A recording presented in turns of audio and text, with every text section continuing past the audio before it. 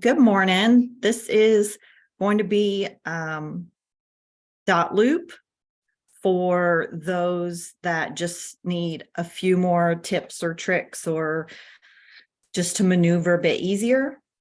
I am hoping that that it is useful to some people. If you have any questions, let me know. I'm going to try to work out of my personal profile so that I'm seeing what you guys would typically see. Let me move you because you are in the way. There we go. So if you have any questions at any point, or again, if you've learned something that you want to share, don't hesitate to,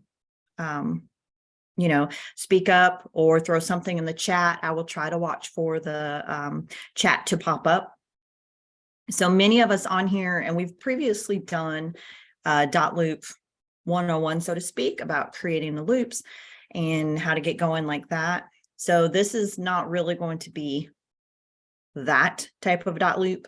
This is a bits and pieces. This is just little things that I've picked up from using Dotloop that hopefully will be helpful.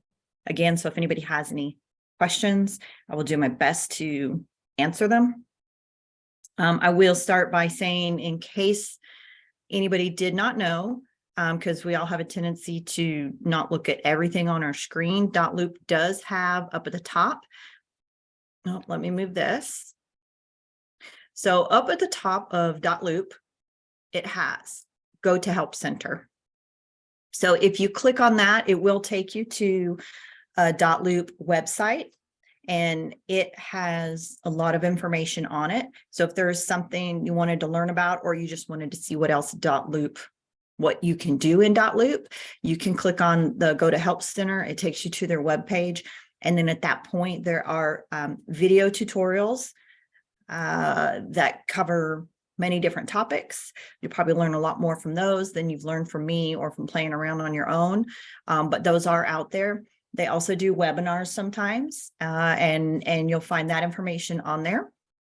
If you do not have the Dotloop app for your phone, you can go ahead and I would say go ahead and get that. It's really handy. There are two different versions. There's one for Androids and one for iOS. Those videos will show you, I believe, how to get it uploaded and how to kind of maneuver around on it. It does look a lot different than the desktop version. And of course, that's because it's an app designed for your phone. And you just have to learn what the little tiny icons mean. Once you have that figured out, you will maneuver so easy through that app. And it comes in very handy when you are not around your laptop, when you're out in the field or whatever the case may be. So one of my favorite things about that is if I am out and I am filling out an offer to purchase, for example, with my clients, and I need to get it uploaded and over to the listing agent, and I'm not going to be around my laptop for a while, I can just take pictures of each page. This is how I prefer to do it, but you can also do it differently. But you can take pictures of each page. It's one of the options. And when you tell the app, when you're on the app and you tell it you want to upload a document or you want to add a document, it asks you how, and it gives you a lot more options than the desktop version does. And that's because one of the options is to scan a document with your phone, and another option is to upload it from your photos. And I just choose photos, and it brings up my photo gallery. If you've not done it before, it will ask for permission. Go ahead and tell it yes. But you can access your photos, and all you have to do is select the pages of the document that you took a picture of. You do it one by one, do it in the order you want those stacked into your loop. So if you want it in order of 1, 2, 3, 4, 5 for your pages, that's the order you start in. You select that first page. It lets you adjust it. So you can crop it, and there's an option to lighten the picture if needed, but you select it you move on to the next page and the next page, and you do that until you have all your pages, if it's more than one. And then it will have an option to merge and upload. And what happens is it takes the photo and it converts those documents to a PDF and uploads it to your loop. So in Dotloop, you'll know on the desktop version that you cannot upload anything but a PDF.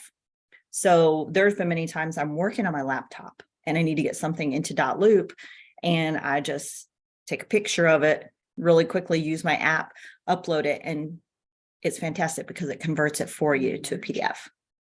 Yeah. So, that's a handy feature. You cannot do everything on your app, but it is a lifesaver when you're out and about.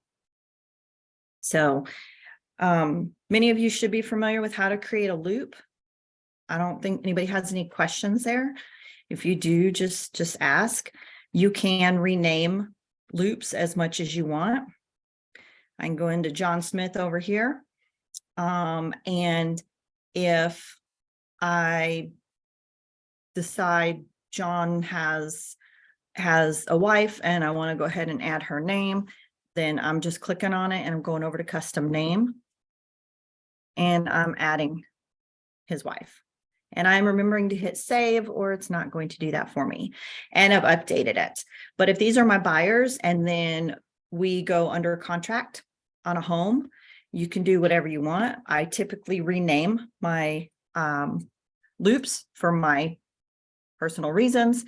But also it makes it easier for any of the admins with Lantern to find a loop quickly. So I will just typically add that. I will just add the name of the street after their name. Sometimes I can look at my client's name and immediately remember the address associated with them. Other times I don't. And if I only name it the street address, the 123 Main Street, it might take me a minute to remember which client that is associated with. So to make it easier for me, and easier for an admin to find a loop if they have to, I just put both of them on there. So, and you can do whatever you want. You don't have to do it that way. It just makes it easier for us. It also makes it easier for us if a commission check comes in from an attorney, and we open the envelope and we see the commission check, and the only thing on the stub is either the address or the client's name. A lot of times those stubs do not have the name of the agent on it, or they'll have one or the other piece of information. Sometimes it just strictly has an address on it and doesn't have the client's name, and it makes it kind of hard to find. So this also helps save on that. Occasionally we do get referral checks that might strictly only say 123 Main Street. We know nothing else. Again, it just makes it that much easier to find who it belongs to when we're looking for something. So that's just an easy way to do that. Again, Dotloop's great because you can rename it as many times as you want. That is typically all the information I put in here, because if I add any of this other information, property address, financials, anything, then anytime I go in and upload, for example, a new offer to purchase, because maybe my buyers, excuse me, maybe my buyers filled out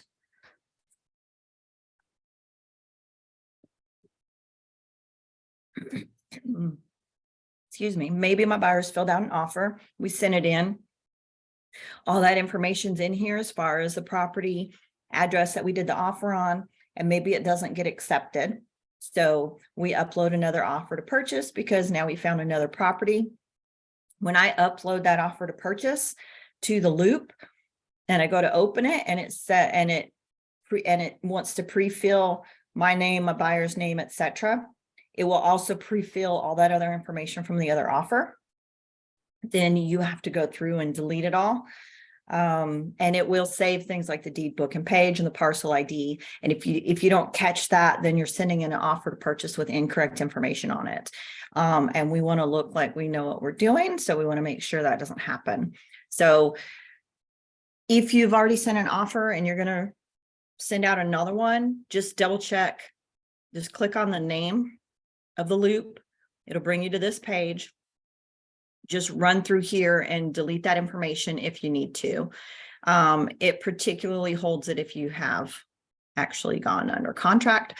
But like I said, just make sure it's clear, or it's going to do that every time. And again, it is simple just to type over the information in your offer or delete it. But if you miss anything, it's just not going to look right. So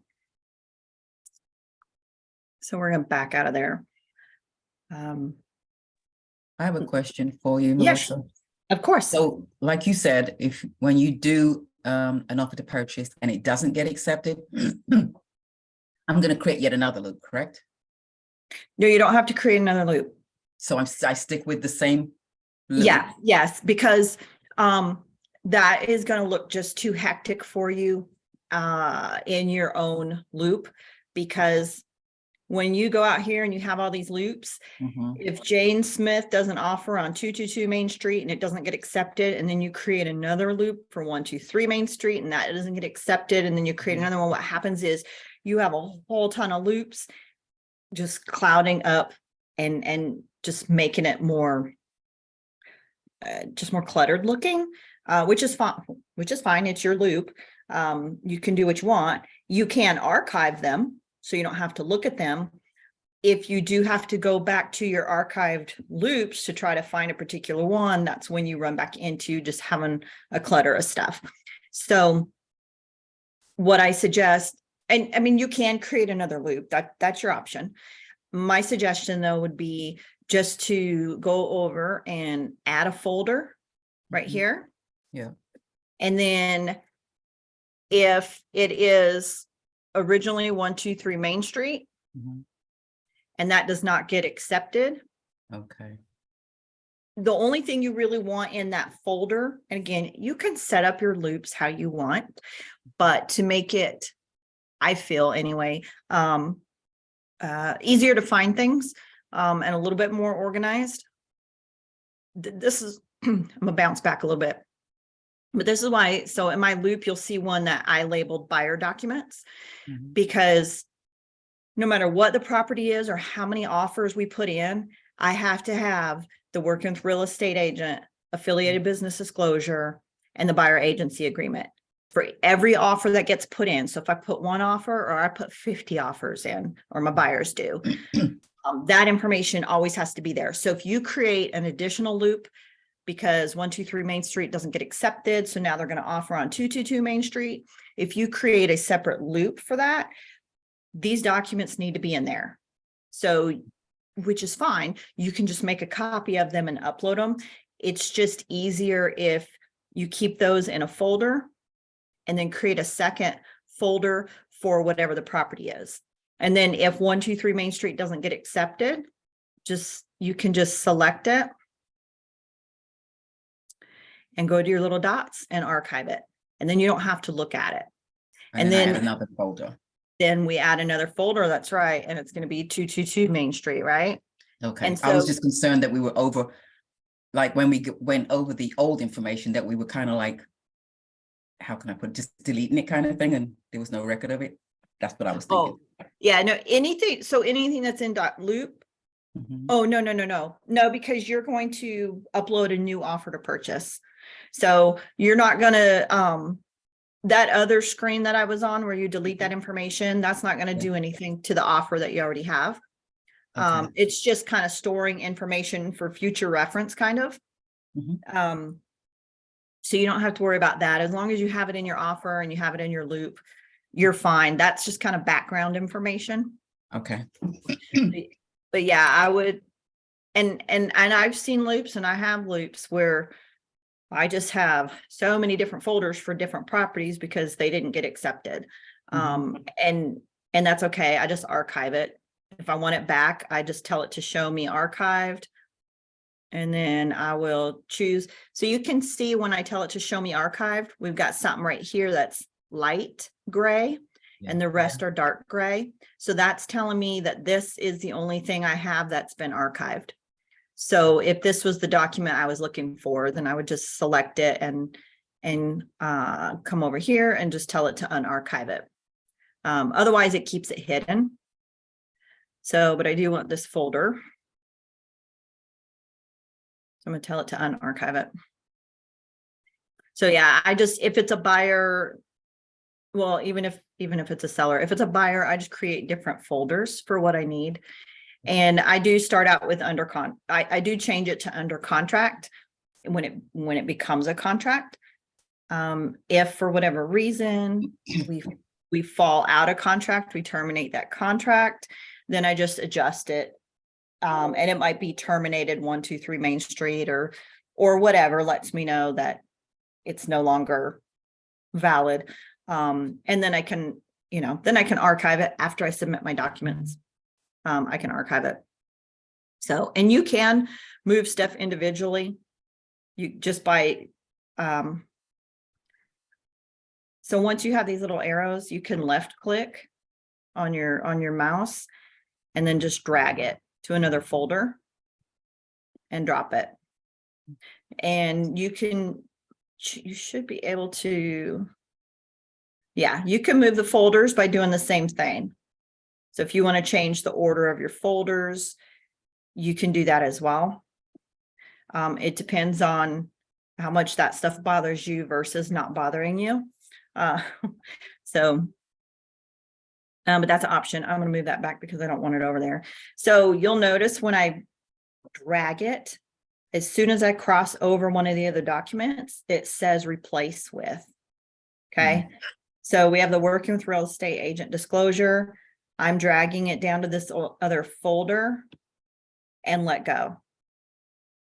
So when I let go, it because it said replace with, it stops and gives me a warning box, right?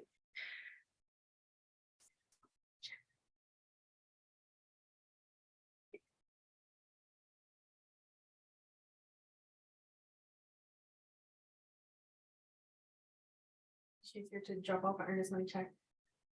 I guess make sure it's labeled, slide it under their door and then send them a message.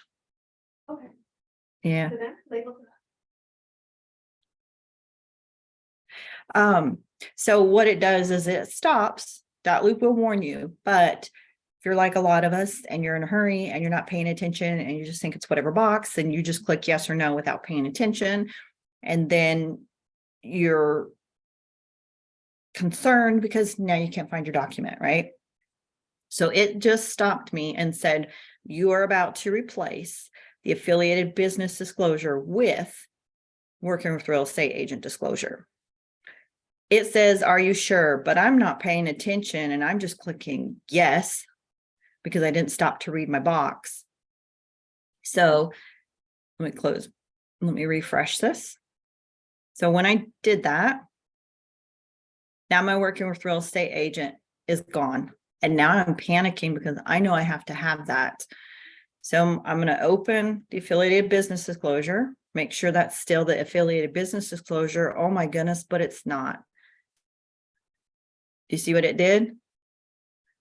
I dropped that working with real estate over the affiliated business disclosure. It asked me if I wanted to replace it with it, and I wasn't paying attention. And I said yes. So it did. It threw the working with real estate into the one titled affiliated business disclosure. So if you can't find something and you know it was there, start with that document. Well, I guess if you weren't paying attention, you wouldn't know that it mentioned that document. But I started with this one because this is, I knew that that's what it was going to do to it. So I'm going to start by clicking on it. I just clicked on the name, it highlighted it, and I'm going to rename this. I usually just use acronyms for short. So I've just renamed it so I know that that's what this is. Oh, nope. Yep, we're good. Okay. So now what's missing is my affiliated business disclosure. So now I have to go find that because I know I had that. So I'm going to tell it to show me archived, because typically what happens is it immediately archives the document. So I'm going to click on affiliated business disclosure to make sure that is correct. Oh, and there it is. It archived it. So that's not a problem. So once I make sure that's the document I'm looking for, I'm going to go back, show me archived. but I really need this document. So I'm going to check it, and it's light gray. Again, that's how I know that it is archived. And I'm just going to go over, select my dots, and I want this document. So I'm going to tell it to unarchive it. Okay. So it is that easy to accidentally do that to a document. And it is that easy to fix it. So when it becomes a little more difficult to fix it is when you have a lot of documents in your loop, because then you have more to go through. But if you know what documents should be there and what looks like it's missing, it makes it easier to find it. But it really is that simple. So again, nothing's ever deleted. It is just hidden, for lack of better terms. The one thing you can delete is if your client has signed a document and you go into that document. And of course, I don't have John Smith's signatures on anything, right? Because he does not exist in my loop. So if I'm in the buyer agency agreement and it's filled out and John Smith has signed it, and I go, oh no, I did not fill out anything here, I need to do that.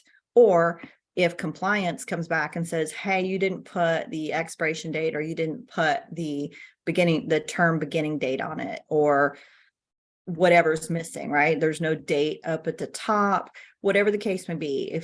If compliance says you need to fix this and have it initialed by your client or whatever, the first thing you need to do, if this is a live signature, it should be in green. A live signature can be deleted because we are not supposed to alter any documents after they've been signed. So this is Dotloop's way of ensuring that you don't alter a document after it's been signed without that person knowing. So what happens is if he had signed it and you click on something and you go to make an adjustment, Dotloop will pop up a box in front of you. Always slow down to look at those boxes, and it will let you know that if you continue with what you are doing, it will clear out all the signatures on the form. And that's one of the reasons it's important to stop and read the box that pops up in front of you. I know we get in a hurry. I know we think we know what it's asking and we just zoom. It is very easy to do.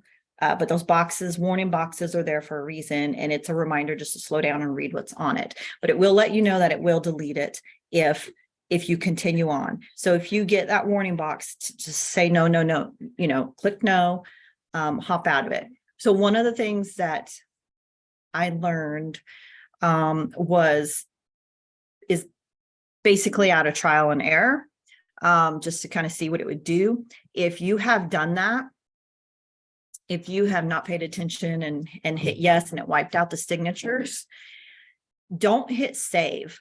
Back out of the document. And if it says, but you made changes, do you want to save it first? Just tell it no, just back out of it. The last time I tested that, when I got back in, the signatures were still there because I told it not to save the document. So that's one way to fix it. Another way is if I needed to adjust something on the agency agreement, for example, and whatever adjustment I make, I'm going to make sure John initials it, but I don't want to remove his signatures. So the first thing I'm going to do before I touch it is I'm going to select the document that needs altered, and you can go to the top and tell it to make a copy, or you can go over to the side and tell it to make a copy. Either way it works. Tell it to make a copy, and it says, do you want to copy it as a Dotloop document, or do you want to copy it as a flat PDF? The Dotloop document keeps those signatures live. Okay, so that means the copy that you just made, the same thing will happen. Is a live document still. So if you go to alter it at all, it will wipe out the signatures. That may be okay in certain instances, depending on your reason for copying the document. But if you need to correct something or make an adjustment and have your client initial it, then you want to select copy as a flat PDF. Okay, just like it says, the signatures are preserved. It says it is not editable. That's partially true. But in any case, so we're going to copy this as a flat PDF. I'm not going to copy it to templates because that's not my purpose. I want to put it in a loop. I'm going to put it in this same loop in this instance. But if you had created a second loop for your buyer, because 123 Main Street didn't get accepted and they wanted to do 222 Main Street for an offer, and you choose to create a separate loop for that, and that is okay. But also sometimes you have a buyer who purchases more than one copy. So you may create they purchase more than one property. And in that case, if you decide to make a second loop, that's absolutely okay in that instance, if they're purchasing multiple properties. But in any case, so there are instances where you want to copy your documents over to, to another loop or whatever, your buyer documents. So you're not having to get them to re-sign it and everything. So anyways, so I'm going to tell it to copy it to a loop. And in this case, I'm going with John and Mary Smith, 123 Main Street. It's asking me what folder I want to put it in. So this is the buyer agency that we are adjusting. So I'm going to select the folder I want to put it in and tell it to copy it. And it just copied it.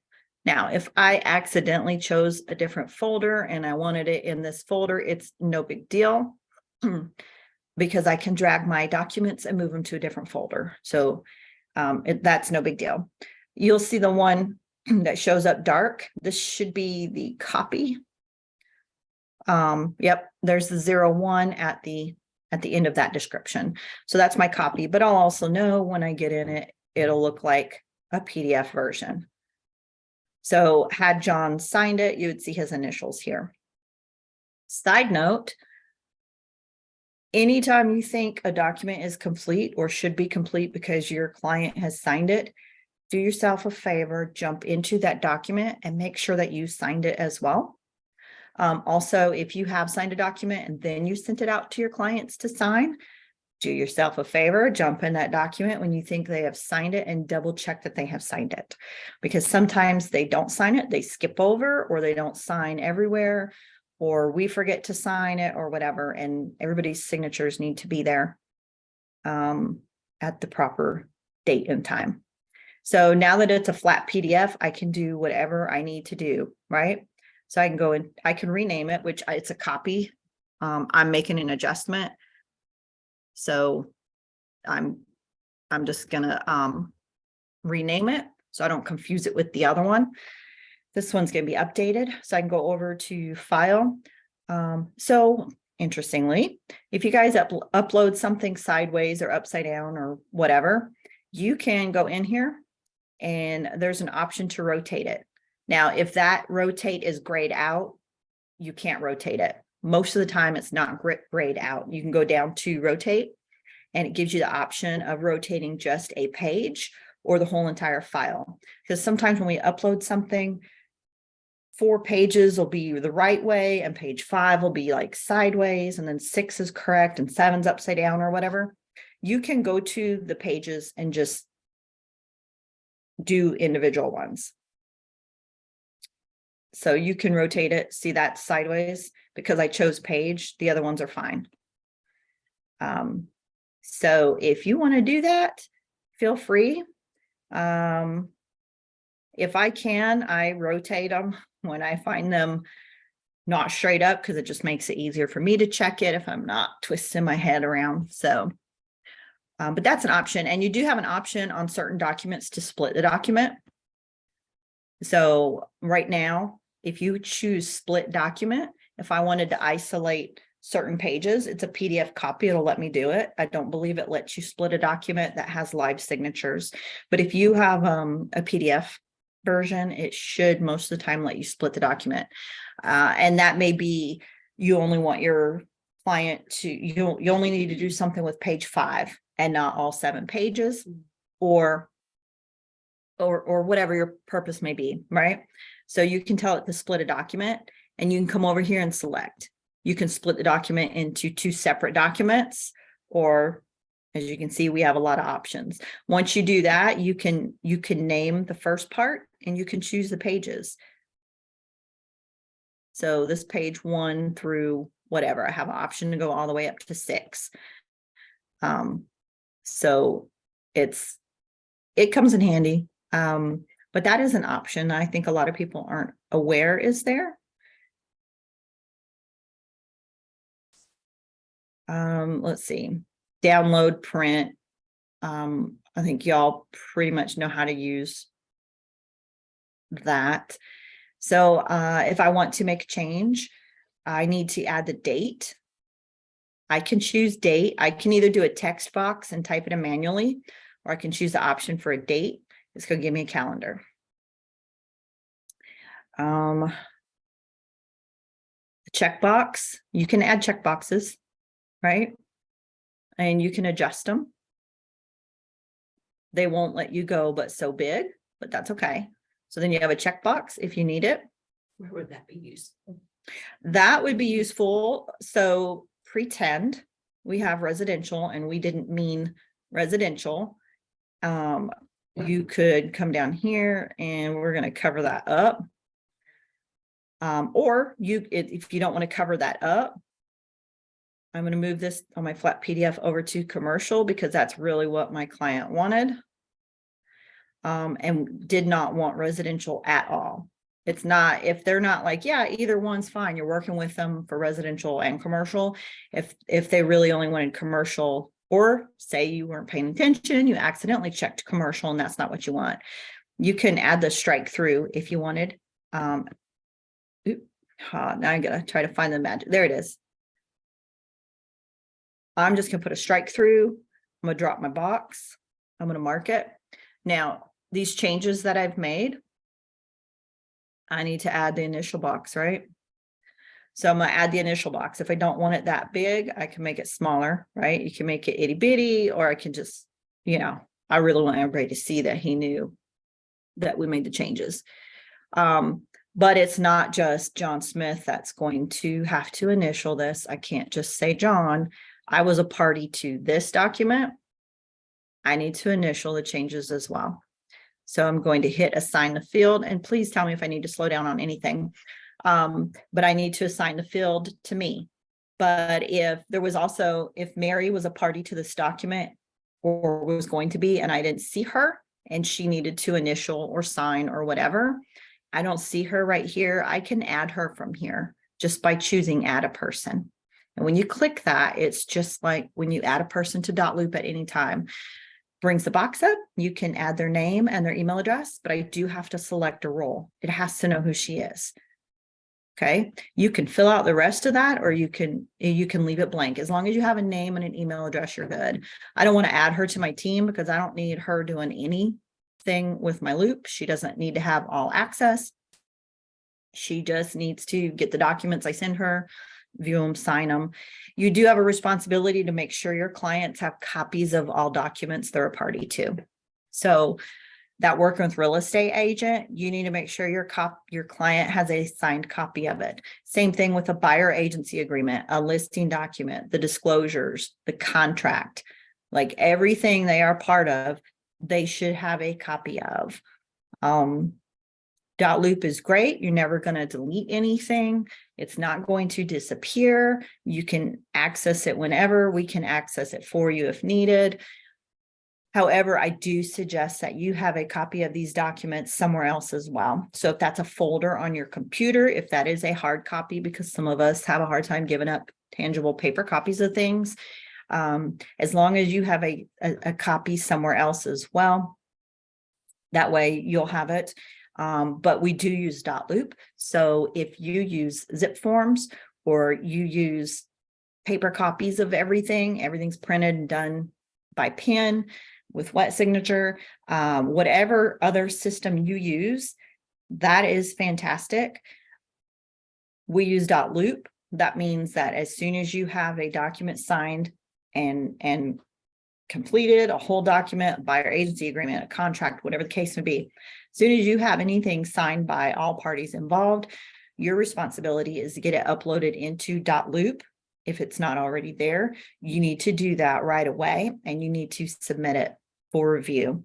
Please do not wait until closing because if a document is missed or incorrect or whatever the case may be, it needs to be handled sooner rather than later. And also, you know, sometimes we accidentally delete something from our computer, or we set a paper down or put it in a folder or whatever, and we misplace it. Dotloop's going to ensure that those documents are not lost. They are always there. So, but I'm going to assign that to me because I need to sign it because I made a change. So if I'm making a change down here, I have nothing filled in under compensation. I'm going to do the same thing. I'm going to fill something in and I'm going to throw our initials there. It's going to be anywhere there's a correction. Let's see. Yeah, so most of these you should be familiar with. Text box is the same way. If you've never had to do that, you can put it wherever it needs to be. Also, no, you cannot drop a field over another one. It doesn't like it. You cannot overlap. So, but the text box, again, you can just make it whatever size is needed. And you can adjust these. It only lets you adjust the font according to how large the box is. So right now it says 10 point is as large as I can go. If my box is a little bit bigger, I will have more options and I can make it 15. Or if I want to still drop it down to 10, I can do that. You have a couple of options for font, for the style, whatever. Use whatever you want. And then you just have your typical options to make it in bold, italic, strike through, color, highlight. If I did not mean to put this field right here, or I did not mean to put this checkbox right here, or this strike through, whatever it is, just select it. And you see the X pops up right away, and that removes your field. So I don't want this text box here. You can just select it and hit the X. It's going to remove your field for you. So once I go through the document, make whatever corrections I need to, I'm going to tell it to save it. If my client needs to, not if, my client does need to initial the changes, then I'm going to share it with him. You can do things whatever order you want to. I typically make sure my client signs something first. Then I double check it, make sure I didn't miss anything and have to send it back out again. And then I will initial or sign or whatever. I try to be last because it kind of reminds me to make sure my client has signed stuff. But again, that means I have to remember to go back in and make sure I signed it. And I should, because you should always be double checking your documents. So we're going to hit save. I would share it with him, but I don't have an email address for him yet. So we are going to back out. And again, it's asking me, do I want to share? So one of the things that will happen is if I didn't hit save first, the first thing it's going to ask me is if I want to save my document. But if I'm in a hurry and I'm not paying attention, and in my mind, it's asking if I want to share, because I know it's always going to ask me if I want to share a document. But if I'm thinking that that's what it says and I didn't slow down to read it and it says, do I want to save it? And I tell it no, then all that work I just did is gone. And then I have to redo it. So that's not fun. I've done that before by getting in a hurry, which is why I always remind everybody the same thing. You're going to find me on repeat. And it's not because any one particular person is doing it wrong or a repeat offender. It's because it's a reminder to myself as well as to you guys. It's just less painful if you slow down for a second and double check what you're doing. There is comment boxes. So if you guys aren't aware of them, you can select the little note box. Right now, John Smith is the only other person in this loop, so he's the one that shows up. Is that a private note just for the agent, or is that seen by all parties? So the only people who can see the notes that you send should be the person you're sending the note to. So if there were multiple people in here, they should not be able to see anybody else's conversation. They should only be able to see the conversations they were a party to, the messages they were a party to. But that being said, if there are more names up here, look first, select the person you want, click on it, even if you think it's already on that person as a backup, just click on it and make sure if you are sending something to John that you click on John. If you're sending me or one of the other admins a note, make sure you click on that. Be careful of the wording you use in your notes. These are permanent. The notes are always able to be found in Dotloop. So what you say is out there, just like with anything else, but also be careful, because if you meant to click on an admin and John was highlighted and you didn't realize it, and you are trying to send a note to somebody else and you mentioned that your client is being a pain and stubborn or whatever else, and you hit send, and you just sent that to John because you didn't slow down and pay attention, or you weren't careful about your words, you've just offended your client and probably made them very upset. They're probably not going to want to work with you, and they're probably going to share that with everybody they know. And it's just not a professional way to be. So no matter what you think of your client, keep that out of your communications, your written communications for sure. And and it is another reason just to make sure you are clicking on the proper person, just to slow down. But yeah, so you can type whatever you need to and hit send. They're going to get an email that says you've sent them a note. It's going to have that on there. They can reply to that if they want. That conversation thread is going to be in here. If other people are listed here, you can click on them and you would be able to see if there are any conversation threads with them. If you don't see them here and they are part of the loop, and you want to send them something, you can click on new note. Okay. So what it shows me is John Smith because he's my client. He's a party to the loop.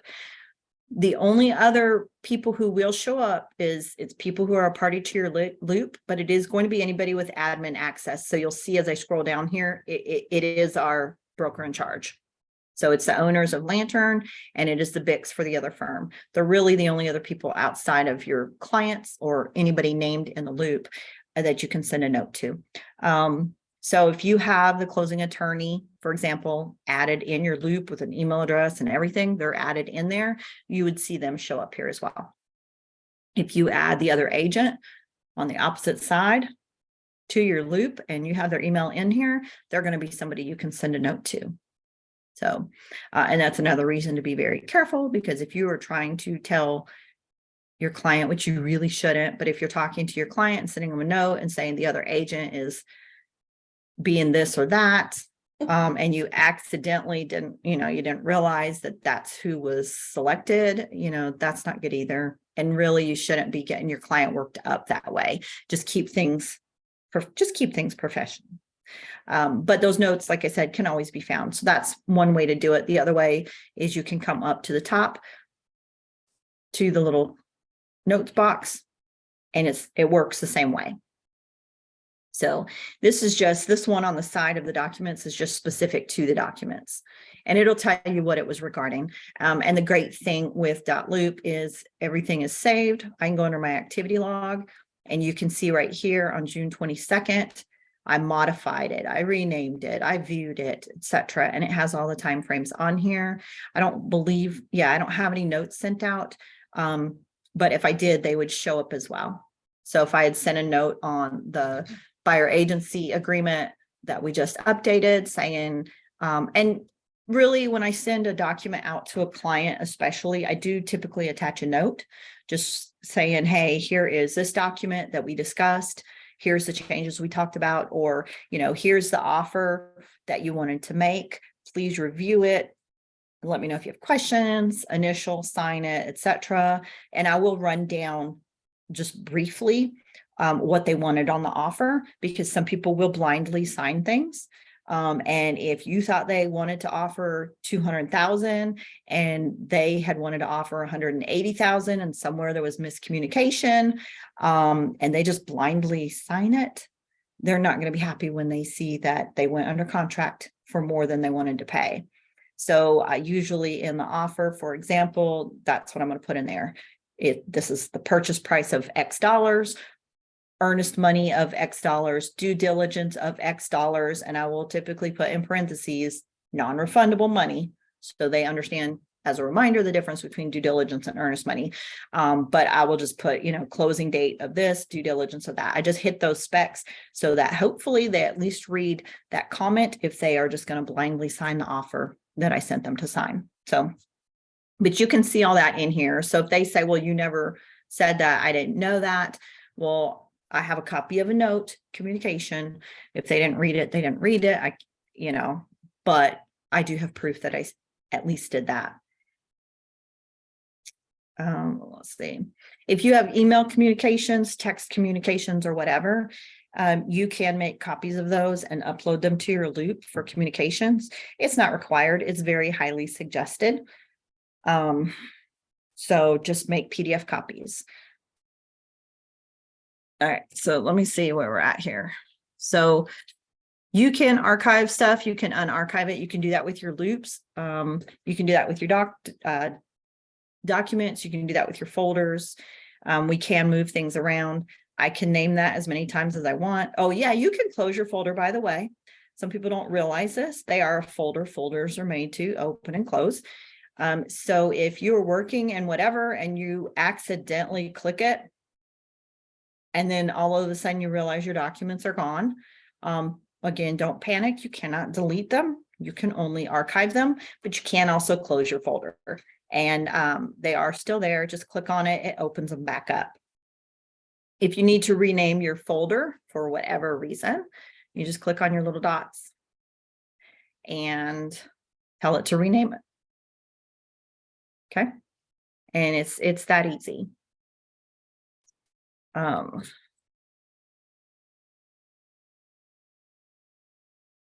So that's editing your documents, moving stuff around.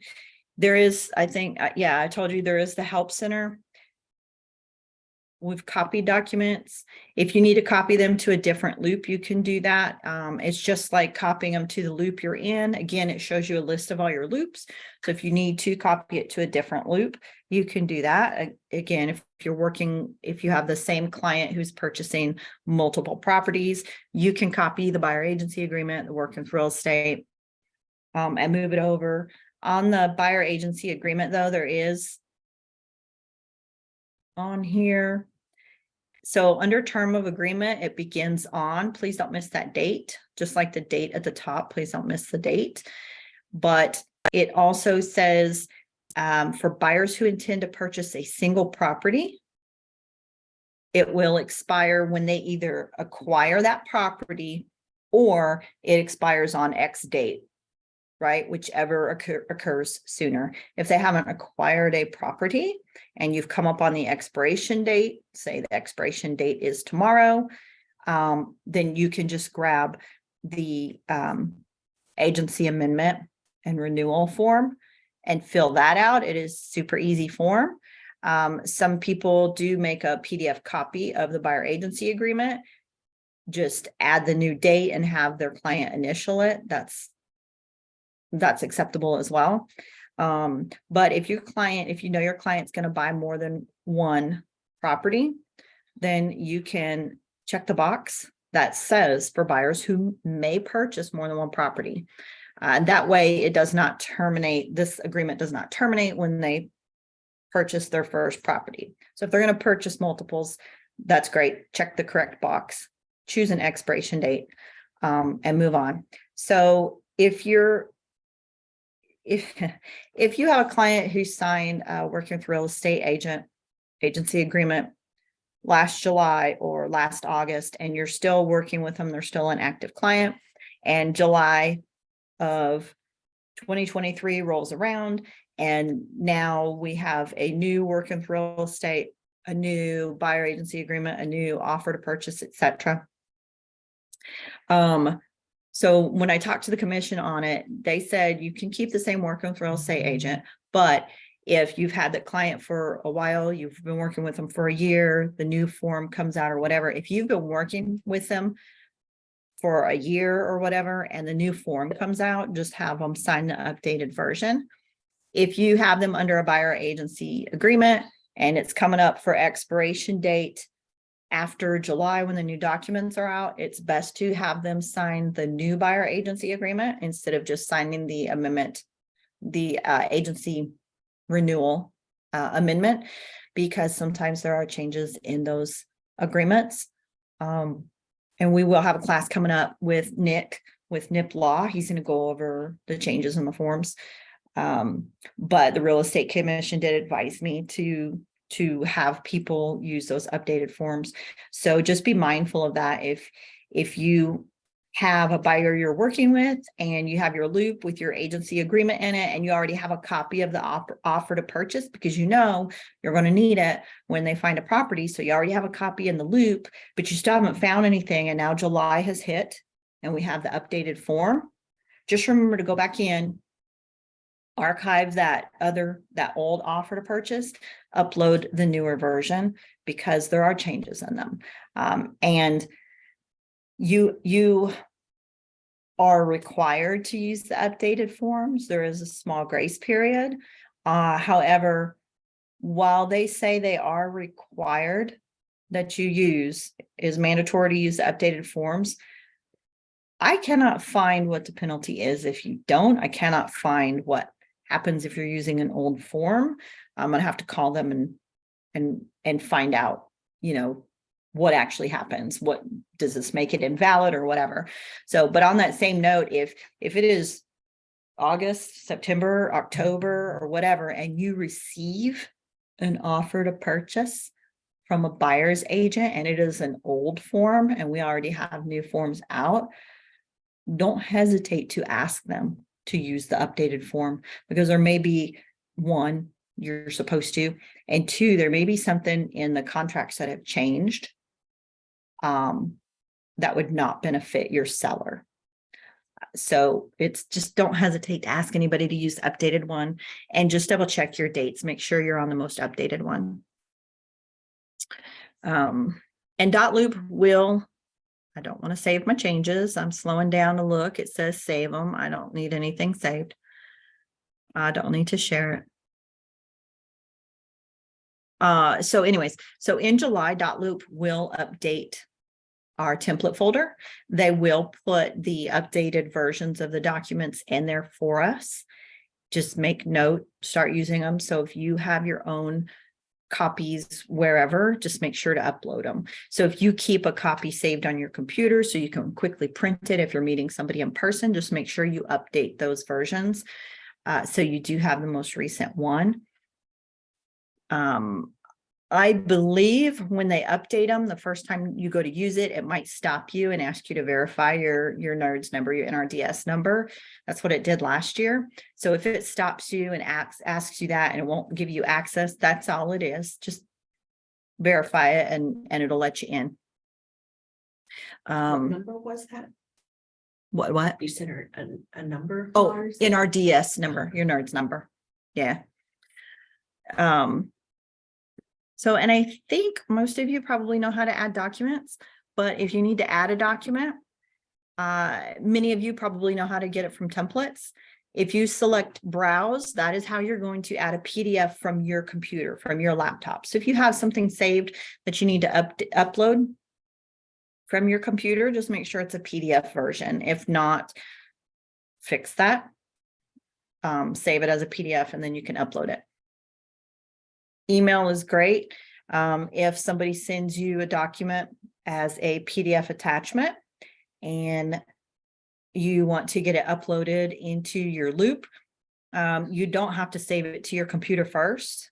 I do advise you to at some point do that, but you don't have to. You can click the email button. This right here is a super duper long email address that tells it to specifically put the document into this loop, into this folder.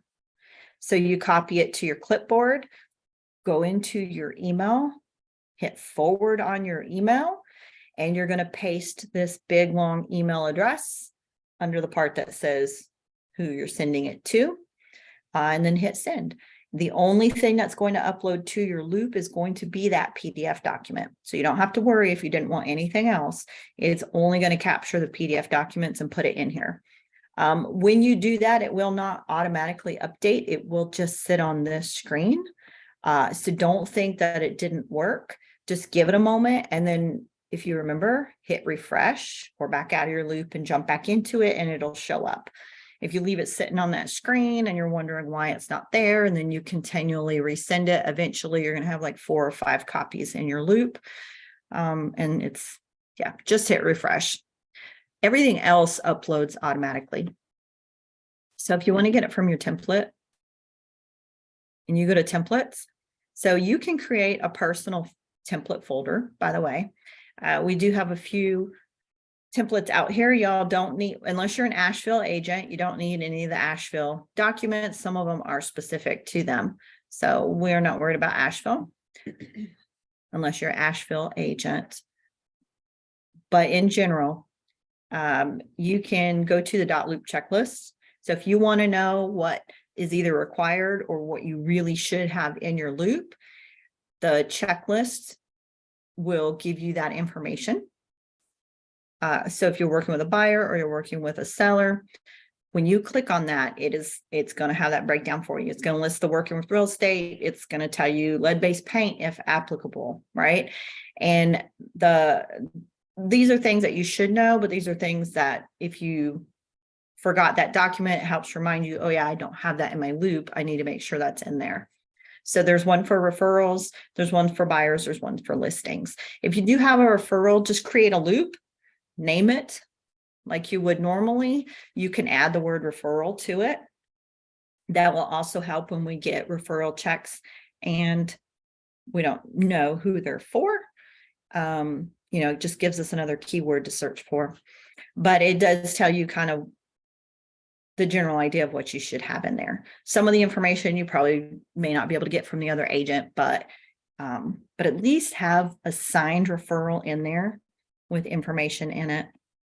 So those are the checklists. Again, they're going to kind of give you an idea of what should be in there. It's going to help remind you what to put in there. I still use them for myself. I still refer to them to remind me to make sure that every document is in Dotloop, even if I have a paper copy, even if I have a copy on my computer. It does help me remember to make sure that that's in there, to double check to make sure it's completed. I do, like I said, I do still use them. Everybody forgets something at some point. Use that list however you want. I usually don't check the box until I've double checked that document and make sure everybody's signature is on it that's needed and that it is complete and in the loop. And that helps me to know that I did check that document to make sure the signatures are there that are needed.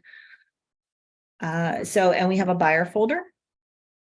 So you can most certainly pull the documents from down here where it has the 2022, 2023 NCR interactive documents.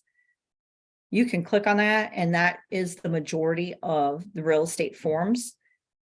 You can go to the North Carolina Association of Realtors website and get Spanish versions of a lot of these documents. Dotloop does not have those uploaded, but they are available, just so you know, if you need them.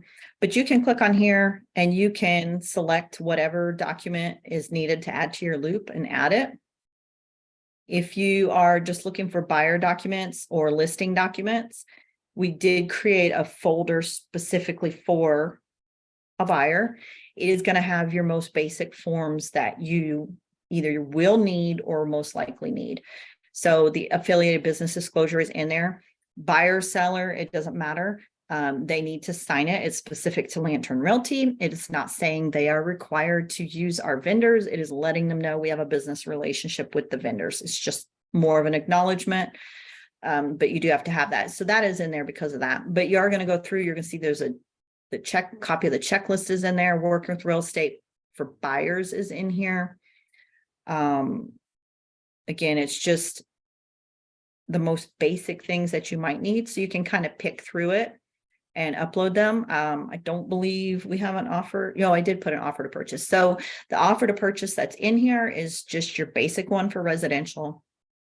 If you need the one for land or commercial or whatever, you're going to have to go pull that from the real estate forms folder. We did add the buyer agency agreement renewal and or amendment because a lot of people either didn't know this form existed or couldn't find it. And I don't always remember the form number. So we went ahead and added that so you could find it. So there's also a folder for listings. Same way, it's just your most common one. It is not every one. It is just the most common one to get you started. When you create a loop, you do have an option to choose the buyer folder template or the listing folder template. That will upload all those documents as well as all the sample forms that you're supposed to have and offer to your client. But if you don't want to select that, that's okay. You can come upload specific documents to your loop. It's fine. But this one right here, the buyer agency agreement and renewal, I'm just going to jump into that because a lot of people don't know it exists. And again, like I said, they don't know how to find it if they do know it exists. So it's starting by asking about pre-filling it for me. So it is a super easy form. We've got the client's name, the firm's name. I'm going to go over here and figure out which agency agreement my client has signed, me and my client, and I'm going to read it. I'm not just going to check the first thing I see. John is my buyer, so I'm going to find the buyer agency agreement. I'm going to attempt to select that box. The date, it wants to know the date that agency agreement was effective. So that's what I'm going to do. If our agency agreement started on June 1st of 2023, that's what I'm selecting. And if there's something else, here's your little other box. Property address, if it applies. So he's my buyer. There's probably not a property address associated. But if he was my seller and I selected the listing agreement one, then I am going to have an address here. But we're going to come in here, and if our agency agreement expires on the 23rd and we still haven't found anything yet, we're going to extend it. Then all I'm going to do is choose the extension date. So if we're going to keep searching for another few months, then I'm going to select that date. If it is a seller and we are changing the price of the listing, if you're going to adjust MLS from $200,000 down to $199,900 or whatever you're going to do, you're going to do this for your listing. You're going to you're adjusting it from 200,000 to 199,900. I thought you could just go on the actual agreement and just change the number initially. You can. This is the Right more, way. this is the more proper way to do it. Yes. Okay. Because it shows you from and to, and then there's not all the messiness that goes along, but you can do it that way as well. So, but this doesn't apply. So I'm also not going to leave blanks because I want to know that I didn't miss something on purpose. I want my client to know we didn't miss something on purpose. So he's a buyer. This doesn't apply naturally, but I'm still going to put an A in here. If there's anything else that you are amending, you can put it right here. But in this case, see, sometimes that pops up. Okay. So in this case, there is not going to be anything else. So I'm just going to put NA. And then I am going to change this because sometimes, see how it says John, it automatically says buyer in the other field because it knows that my client is a buyer. I don't want John to be able to sign wherever. I want to ensure that he does not sign wherever. I'm going to change that to no one. That prevents the accidental initialing or signing where somebody doesn't need to. And that happens a lot in the disclosures when your client is filling out property disclosures or the mineral oil and gas or whatever. So I don't want to worry about that. So I've just unassigned it. If he was an LLC, a corporation, a partnership, or whatever, then I'm going to make sure that John doesn't need to sign right there. So if he's an LLC or whatever, right, this is where he's going to sign. And I'm going to sign it there. He doesn't need to sign both sections. I'm going to print his name, give him his title. I'm going to send this off to him. And then when he signs it, I'm going to double check it, make sure I didn't miss anything or accidentally typed the wrong whatever. And if it looks good, then I'm going to go in and I'm going to sign it. And you can rename these So whatever. So I'm just gonna name it whatever it was. If it was a price adjustment, it's gonna say price adjustment. It's not BA.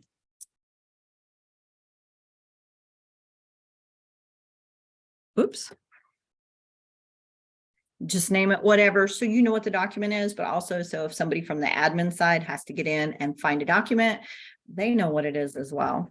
If it's just titled 127Z12 scan, we don't know what that is. And probably you might not either. So just adjust it or rename it. But yeah, so that's a document that gets missed a lot. So you can go into templates. And you can create your own folder. So if you don't see anything, if you don't find what you want, or you have certain documents you want to upload that you share with all your clients, maybe you have one that says, hey, thanks for working with me. Here's what you can expect. Or yay, we're under contract. Here's what you can expect. If you have something like that, that you just want to quickly have in your loop, send out to your clients, you can upload a PDF version and save it in your own folder. So this one, you should automatically have one that says personal. However, if you want to do something different, you can create your own template folder that says new folder, create a template folder, and you can name it whatever you feel like. And now I have a new folder. If I don't like that name, or I found a better name, I can rename it. If I decide I don't need it at all, I can delete it. If I need to make a copy, I can duplicate it. So once I have my folder for my documents, the way to add your documents, you have the option, just like in a loop, you can choose browse and pull any PDF from your laptop, from your folder, or you can tell it from templates. So I can choose from templates, and it's going to ask me which one. And at this point, I can do whatever. So if I want the Dotloop checklist in there, I can go ahead and do that. I can. Is that for the purpose of just making it easier and having one localized place? Yeah, if you have particular folders, for example, or particular documents that you have in your loops, or you want to put in your loops, you can just make your own whatever. Maybe you work a lot with land, and you want a folder that has those documents, right? The right to list vacant land, listing agreement, or offer to purchase land, or just whatever is specific. You can create your own folder. Again, and you'll have the access to come in and mess around with it. But if you want to make it your own, you can go ahead and add your name and save. If you wanted to alter the document, you can do that. So if you wanted to add a spot, you could do it, and it could be whatever folder, whatever document you wanted, right? So if you always get a copy of your client's driver's licenses, for example, and if you do it for one, you must do it for all clients. Yeah. But if that is something that you do, as verification of who they are, so on and so forth, because when they go to close, they have to have a valid ID. It's another way for you to see that it is not expired. You said if we do it for one, we do it for all as an ask an ID? Yeah. You are No supposed to, if discrimination. there is something, so there's no discrimination claims. If you ask one client for copies of their driver's license, you need to be doing that for all your clients. So nobody can claim discrimination or anything else. Yes. Oh, sorry. What if we ask it for lending purposes to give it to the lenders? Like, what if I know somebody, like I truly know them, and I know they're not like somebody fake, but then let's say another person, I don't know them, and I want to give that information to the lender. So I would have to ask that person that I truly, truly know their ID there and have it in my files. If you're working with a lender, it's probably going to be a different situation. But when you are, so if you know John Smith and, but you don't know, John Jones, and you're getting, when you start working with them as a buyer's agent and you're getting them to sign the documents and you get a copy of John Jones' driver's license, even if you know John Smith, you really should be doing it with John Smith so that you don't have one saying, hey, that's not fair. You asked me to do it, but you're not making anybody else, and so on and so forth. So, but you can add things to this and save it and make it your own. So it's pretty easy. It works the same. If you create your own template folder, you are the only person who will see that folder. So that is the one thing the admins cannot see. I can access your loops. You're fine. Thank you.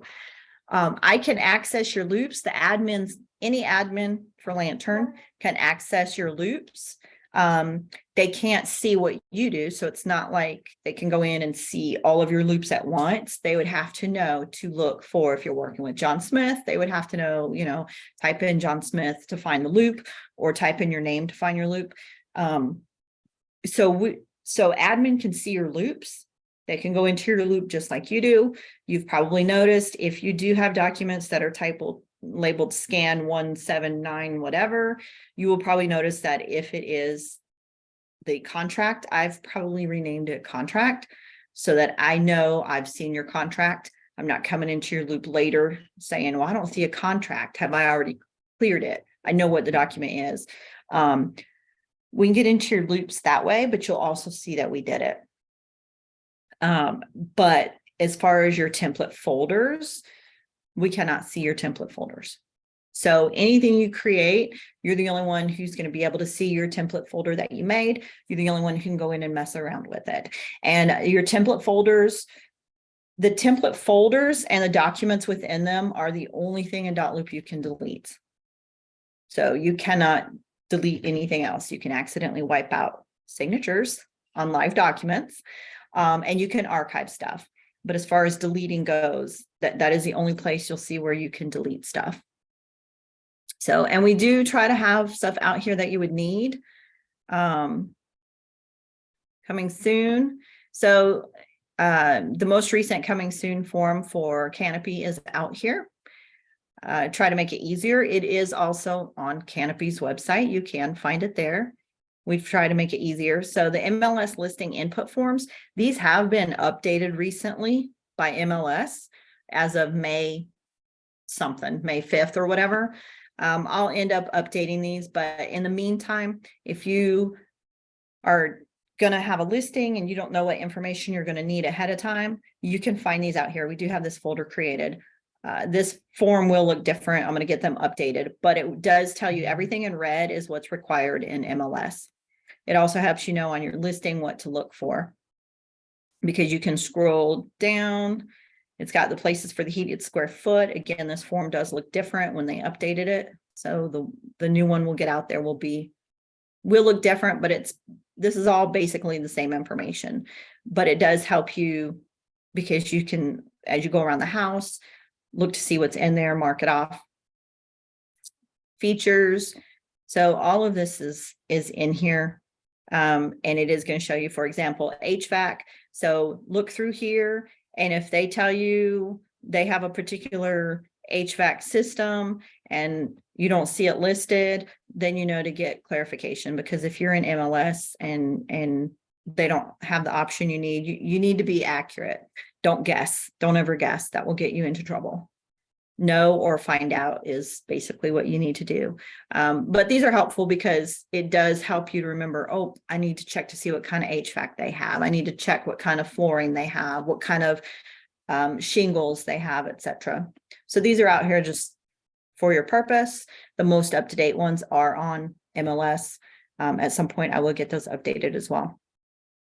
But that's just pretty much it.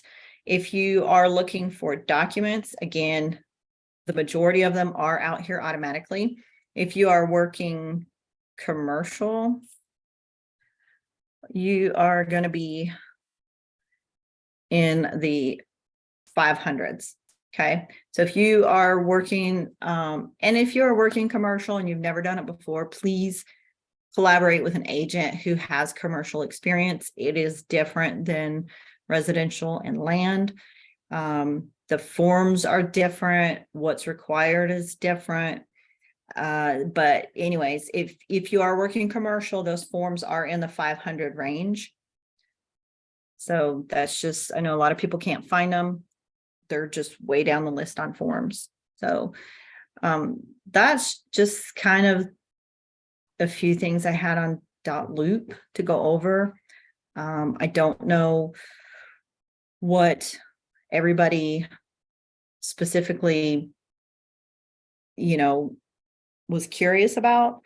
I don't think I saw anything in chat. But this is, like I said, this is just more bits and pieces. The first one that goes from the beginning was recorded previously, has been emailed out. If anybody needs a copy, just let us know. If you do need other information, Dotloop does have, again, their help center, so you can go there. And that's just kind of everything for now, unless you do have questions. Hey, Melissa, it's Megan. How are you? Good, how are you? Good. I'm in here just as a refresher and to learn all the tips and tricks, but I just wanted to ask if, and I think we've spoke about it before, you prefer every time I put a document in to go ahead and submit for review rather than waiting and just doing everything at once? Yes, and actually that's when I was going over something else, I had that in my head to mention that, and then I forgot, and it wasn't written on my little checklist here. So yeah, as soon as you have a document that's been signed, whether it's been signed between your client and the opposite party, or whether it's been signed between you and your client, whether it is the, acknowledgement of receipt of monies for due diligence or whatever, anytime you have a document, starting with your working with real estate and your agency agreements, once they are completed and ready to go, choose submit for review. Find the folder that contains the document. So in Dotloop, you cannot submit just one or two documents. It makes you do it by folder, and that's okay. Don't worry about if you only have 2 documents that are complete and the other 10 are not done and don't need to be submitted. It's not an option in Dotloop to do just documents. So it does have to be by the folder. Again, that is okay. So you're just going to choose the folder that has those documents in it. Your only option is review. So I know there's a drop down, but there is nothing else to choose.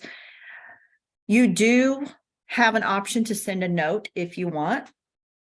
So if you really want to let me know that it is just that one document or those 2 documents, or hey, here's the contract and all of the disclosures except the FHA amendment because you're waiting for somebody to sign it still, you can put that in there. That's fine. Otherwise, you can just select the folder and hit submit.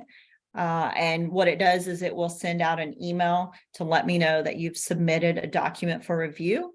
And so when I click on it, it will bring me into your loop, and it will tell me what folder had items submitted in it. Most of the time I can figure out the ones that need to be checked or the ones that are still being worked on. And if I do send you a note saying, hey, this needs to be signed and it is one you are waiting on, just send me a message back that just says, yeah, just waiting on the other party to sign it or whatever. It's no big deal, but just don't worry about the fact that it's submitting extra documents. I don't need to worry about. Okay. Just choose the Yeah, I folder. felt bad just submitting one. I mean, one document like at a time. So I just wanted to clarify that. I thought that we had discussed it, but I just wanted to make sure. Yeah, no, it is so much easier because then I can just pop in, I see that document and move on. And that is easier and quicker than having 15 documents at the same time. And, and if things are missing, then, you've got to send it back. And if it is closing time, sometimes it's a lot harder to go back to your client and say, hey, I missed this earlier, but could you, you know, whatever. So it definitely do it. And again, it is much quicker to go in and check 1 or 2 documents at a time for somebody than everybody submitting at once and everybody's got 15 documents, 20 documents, whatever that needs done, because that backs things up. And again, it is harder to go back to your client or the other agent to ask for stuff. So Thank you. yeah, you're welcome. I appreciate you bringing that up, because it was, like I said, it's something that popped in my head, but it wasn't on my list and I meant to go back to it. I was trying not to run off in different directions like normal. Yeah. And that's what happens, and I forget.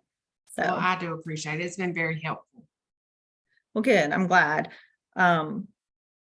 Yeah, so I don't know if anybody has any other questions. If you're not aware of it, and you can archive your loops, right? Just like your documents, you can archive it. When you archive it, it will show unarchive. So if you need to bring it back, you can unarchive it. Your filters button up at the top, if y'all are not aware of it, if you choose filters, let me move you.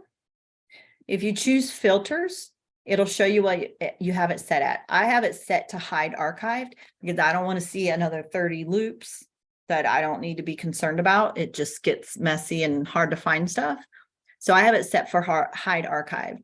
However, if I do need to go back to either recall a loop or to find something in an older loop, to make it easier to search for it, I can select only archived, come down and choose apply. And then it will show me only loops that have been archived, so I can quickly find what I'm looking for. Or you can choose all. Either you always want to see all your loops, or maybe you only have a few loops, so it doesn't matter. Whatever is comfortable for you is fine. It's not going to affect how I see things.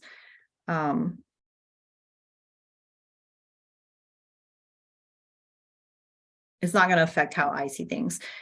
So there we go, out of there. But that's mostly it. You can go into your account in Dotloop, go to your profiles. By the way, side note, you can jump into your profiles and make sure the office ID number is in there. Your license number is in here. This is an old address. And actually, I don't even think the Suite B applies, but this is an old address. So if I don't want that to automatically pre-fill on my agency agreements or anything else, you can come down to company and put our correct address in here, and that's what'll pre-fill on your documents. But you can go through and update your information and just hit save. A lot of people don't realize they can go out there and mess around with that kind of thing, and you can add a photo if you want to. So, but that is basically, let's say that's basically it, unless anybody has any other questions. I have one more.